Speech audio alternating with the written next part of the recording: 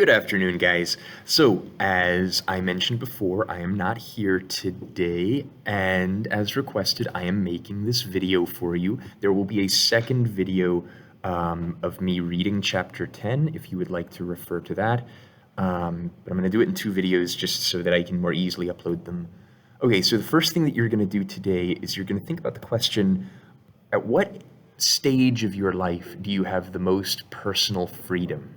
And why do you think so? Do you think it's when you're a little baby and you can scream and poop any place you want and no one can say anything to you?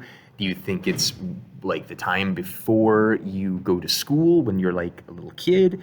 Do you think it's as a teenager or when you're going off to college or when you are like done with college and starting to make your way in the world? Or is it when you have a family, or is it when you're older and your kids have left the nest, or is it when you're retired? When is it and why?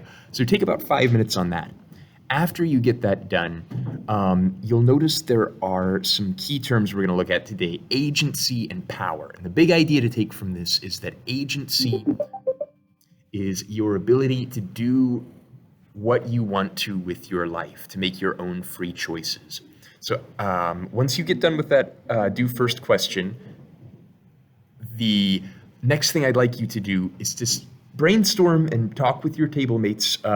What are some things that might limit a person's agency, a person's ability to do what they would like with their life? A couple of ideas to get you started. Class, maybe, health status, education, race, gender. So anyway, start brainstorming. What ways might a person's agency be limited, and how might these identity factors limit their agency? All right, after that, take a quick recap on what irony is, and pay special attention to that question: in what ways do race, class, and gender dictate power and agency? That is going to be your exit ticket today. So just as you're doing everything, keep that big question in mind. But just keep in mind there are two main types of irony: situational irony, when something unexpected happens, and dramatic irony, when the reader, the viewer, the person taking in the media knows something that the characters in the text don't know. All right. So after that, you are going to watch this really interesting video on Dr. Jonas Salk, the guy who invented the polio vaccine. If you're not familiar, an iron lung is a device that helps a child breathe. Polio is a paralytic disease. It paralyzes the muscles, and sometimes it can paralyze the muscles in the neck or the chest, so that a child would need a machine to help them breathe. So you're going to come across that term in this chapter. You're going to also just benefit from knowing this moment in American history. So check out that video. After you've checked out the video, go ahead and read chapter 10. As you read, I want you to be looking for any quotes that help you see ways that race, class, or gender might dictate how much power or agency a person can have, how much control over a person's life. So be on the lookout for quotes that help with that. For example, on page 81, this quote from Cootie: "Only education I got, I had to learn on my own, but I always couldn't count, and I can't hardly read or write because my hand's so jittery." So think about the ways that, race, his race and poverty affected how much education that he could get, how much health care that he could get when he came down with polio. Keep an eye there. Okay, after you've checked out chapter 10, you're going to answer two questions. I encourage you to work with your table mates. First up, what impact does poverty and lack of resources have on families and communities? So if you don't have the things that you need, how is that going to impact your family? And think about some of those same categories we were talking about before: education, health, ability to be resilient and stand up against struggles when they come.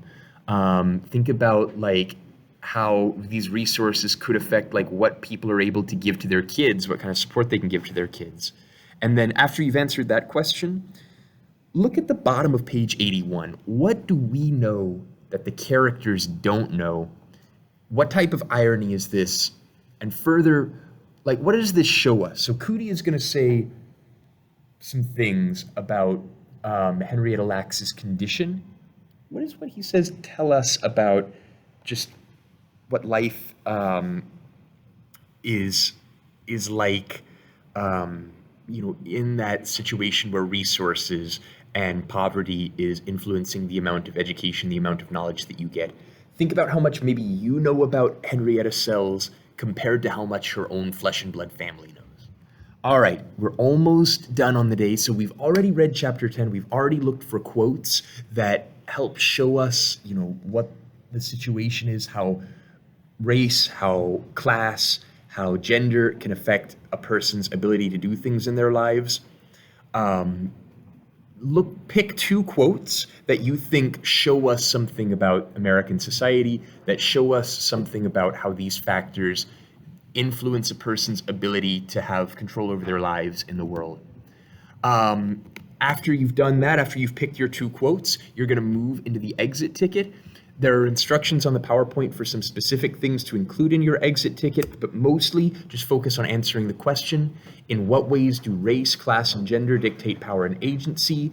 You're making a big inference, a big conclusion, a macro conclusion based on details, based on quotes that you've picked, so include at least two of those quotes. And really, guys, that is it for the day. I will be back tomorrow, and we'll go back to talking about logic. But I told you I would make a video, so since I made the video, you got to actually do the work today. Okay, send me a message if you need anything. Otherwise, I will see you tomorrow. Have a great day, guys. Bye.